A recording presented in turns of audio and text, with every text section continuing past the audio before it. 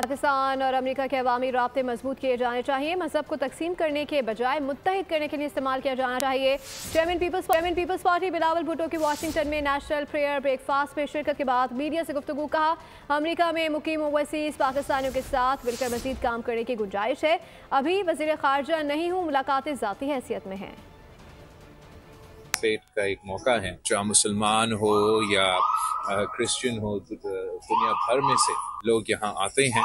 इस्लाम में हमें सिखाया जाता है हजरत ईसा के बारे में, और हर जो मुसलमान है वो हजरत ईसा के मानने वाले हों। और हमें मजहब को अपने आप को तकसीम करने के बजाय हम सबको मुत्तहिद करने के लिए, एक इत्तेहाद पैदा करने के लिए सियासतदानों को मजहब को इस लिहाज से देखना चाहिए, ना कि वो मजहब को इस्तेमाल करे हमें तकसीम करने के लिए या अपने मुआशरे को तकसीम करने के लिए।